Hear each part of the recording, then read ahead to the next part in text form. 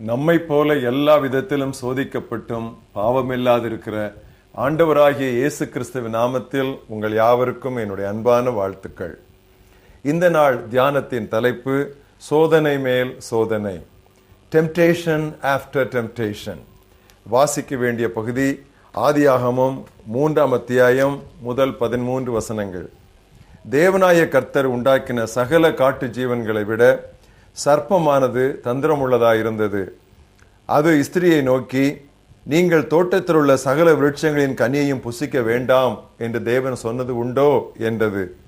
ஸ்திரீ சர்ப்பத்தை பார்த்து, நாங்கள் தோட்டத்தில் உள்ள விருட்சங்களின் கனிகளை புசிக்கலாம், ஆனாலும் தோட்டத்தின் நடுவில் இருக்கிற விருட்சத்தின் கனியை குறித்து தேவன் நீங்கள் சாகாதபடிக்கு அதை புசிக்கவும் அதை தொடவும் வேண்டாம் என்று சொன்னார் என்றாள். அப்பொழுது சர்ப்பம் ஸ்திரியை நோக்கி, நீங்கள் சாகவே சாவதில்லை, நீங்கள் இதை புசிக்கும் நாளிலே உங்கள் கண்கள் திறக்கப்படும் என்றும் நீங்கள் நன்மை தீமை அறிந்து தேவர்களைப் போல் இருப்பீர்கள் என்றும் தேவன் அறிவார் என்றது.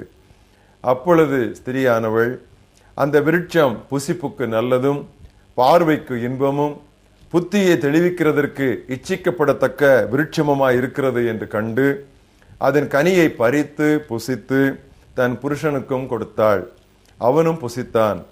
அப்பொழுது அவர்கள் இருவருடைய கண்களும் திறக்கப்பட்டன.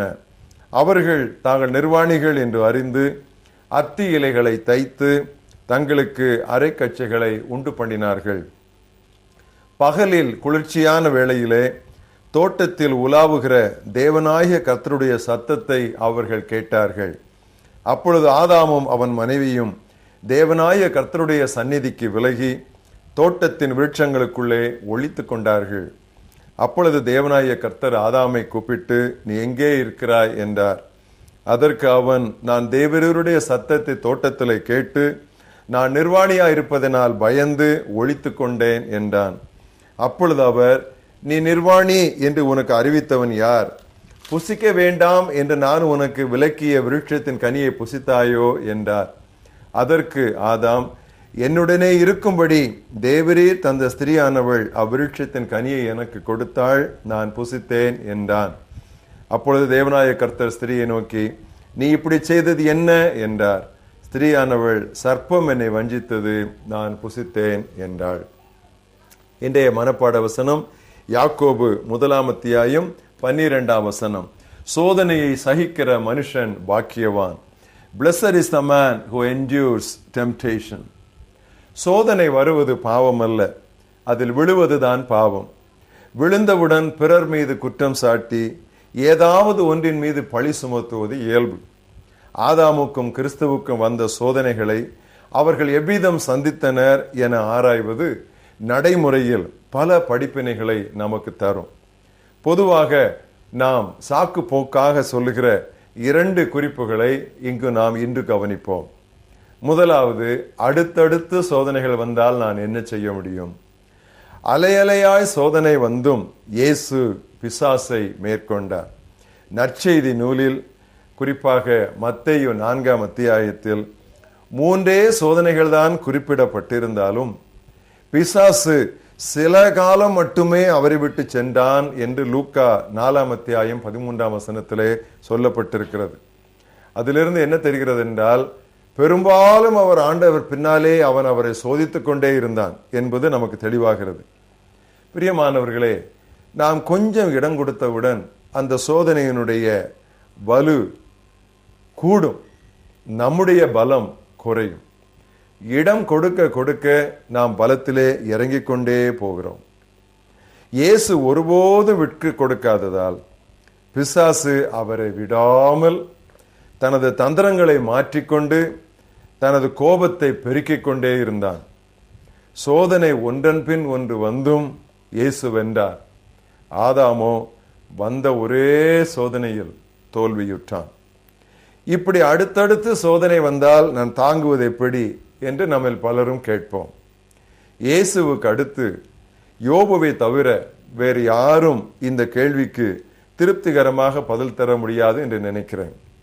ஒருவன் யோபுவிடம் வந்து, வேலையாட்களை சபேயர் வெட்டி போட்டனர் என்று அறிவித்தான். இவன் இப்படி பேசிக்கொண்டிருக்கையில் இந்த துர்ச்செய்தியை சொல்லிக் கொண்டிருக்கையிலேயே வேறொருவன் வந்து தேவ அக்கினி மந்தைகளை சுட்டரித்து போட்டது என்றான். இவன் இப்படி பேசிக்கொண்டிருக்கையிலேயே வேறொருவன் வந்து கல்தேயர் ஒட்டகங்களை எல்லாம் ஓட்டிக்கொண்டு போய்விட்டார்கள் என்றான்.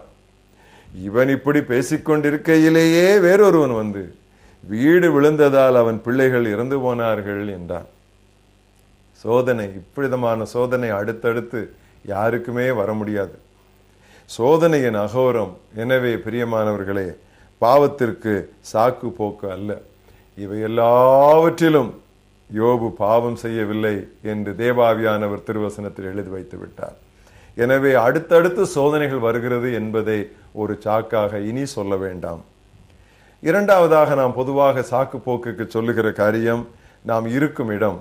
இடம் அப்படி இருந்தால் நான் எப்படி சோதனையை மேற்கொள்ள முடியும், என்னுடைய சூழ்நிலை அப்படி என்று நாம் அடிக்கடி நொண்டி சாக்கு நாம் சொல்லுவோம். இயேசுவை வனாந்திரத்துக்கு நடத்தியவர் ஆவியானவர்.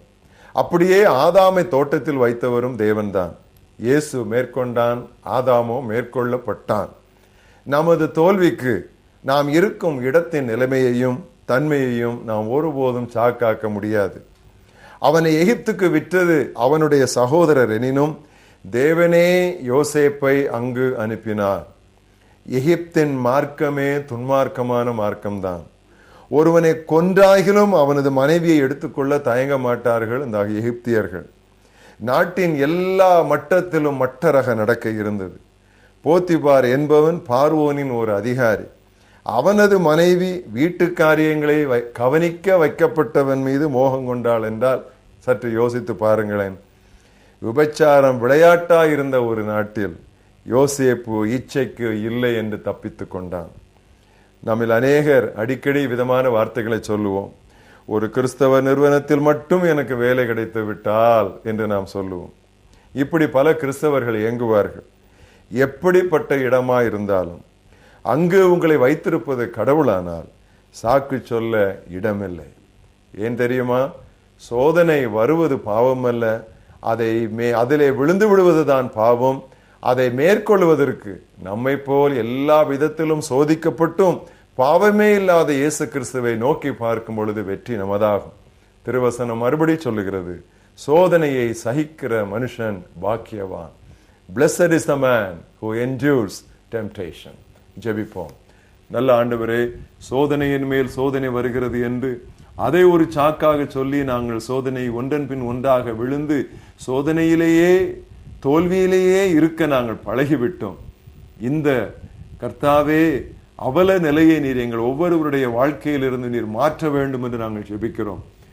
நாங்கள் விழுந்து விட்டோம் என்றால் அதற்கு எவரையும் குற்றம் சாட்டாமல், வேறொருவர் மேல் நாங்கள் பழி சுமத்தாமல், இருக்கும் இடம்தான் அதற்கு காரணம் என்றெல்லாம் நாங்கள் தட்டி கழிக்காமல், அதற்குரிய மாரல் ரெஸ்பான்சிபிலிட்டி, நான் விழிப்பாய் இருக்கவில்லை, நான் கவனமாய் இருக்கவில்லை, நான் திருவசனம் சொல்லுகிற ஆலோசனைகளுக்கும் கட்டளைகளுக்கும் கீழ்ப்படிந்து பாவத்தை விட்டு விலகி ஓடவில்லை என்று சொல்லி பாவத்திற்கான பொறுப்பை நாங்கள் எடுத்துக்கொள்ள, ஆதாமை போல் இன்னொருவர் மேல் தூக்கி போடாதிருக்க கர்த்தர் எங்களுக்கு கற்றுத்தர வேண்டும் என்று நாங்கள் ஜெபிக்கிறோம்.